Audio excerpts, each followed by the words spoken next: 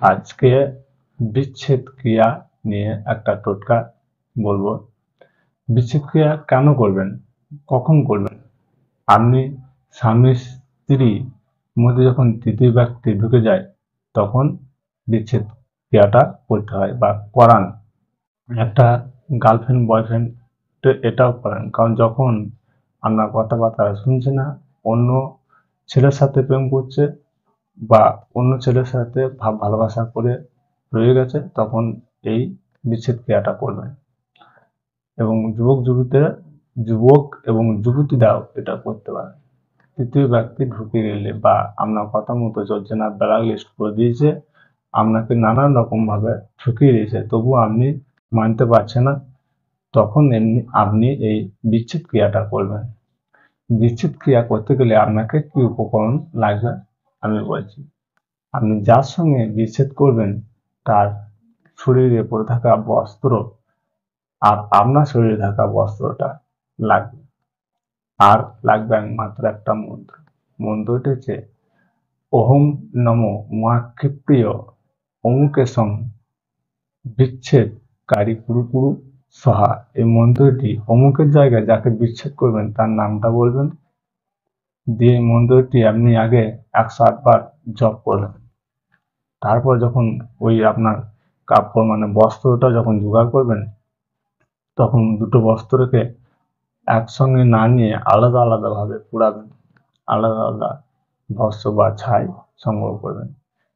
তখন যখন পুড়াবেন তখন এই মন্ত্রটি আপনার দুটো কাপড়কে পুড়াতে 7 বার 14 বার মন্ত্রটি বলতে হবে।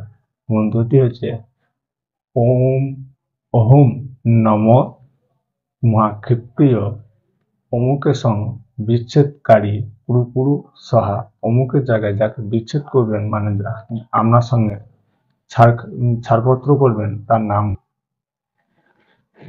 যার সঙ্গে আপনি বিচ্ছেদ করবেন, আপনি যদি ছেলে হন তাহলে আপনার মেয়ের সঙ্গে সম্পর্ক আছে, আপনার ওই ছেলে মেয়ের তৃতীয় ব্যক্তি ঢুকে গেছে, তখন বিচ্ছেদ করবেন, তখন এই মন্ত্রটা জপ করবেন।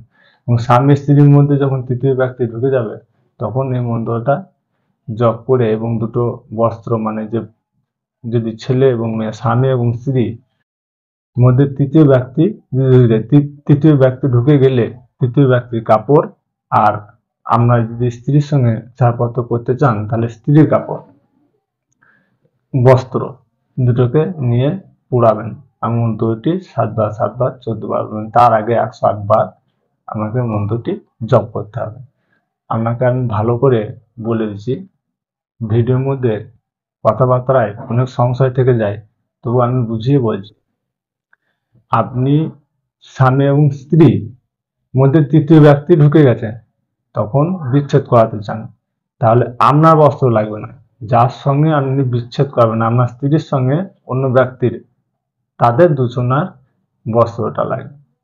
বস্ত্র নিয়ে কি করবেন? বস্ত্রটা নিয়ে আপনি দুটো বস্ত্র শনিবার দিন পূর্ণিমা থাকাকালীন অবস্থায় আপনি এই বস্ত্রটি তুলবেন মানে নেবেন শনিবার দিন, আর কাজটি করবেন পূর্ণিমার দিনে। কিভাবে করবেন? আপনি স্ত্রী এবং স্বামী দুজনেই একসঙ্গে আছেন, মাঝে একটা পরমাণুষ ঢুকে গেছে বা পরক্রিয়ার সঙ্গে যুক্ত হয়ে গেছে, তখন এই কাজটি করবেন। শনিবার দিন বস্ত্রটা সংগ্রহ করে নেবেন, তারপরে পূর্ণিমার দিন দেখে আপনি এই কাজটা করবেন। করার সময় আপনার দুটো কাপড়কে আলাদা আলাদাভাবে পোড়াবেন, দিয়ে এটা জলে বিসর্জন করে দেবেন ভস্মটা। মন্ত্রটি আমি আরেকবার বলে দিচ্ছি, ওহম নমো মহাক্ষিপ্রিয় অমুকেশং বিচ্ছেদকারী পুরুপুরু সহা। আদেশ জয় মা কামাখ্যা।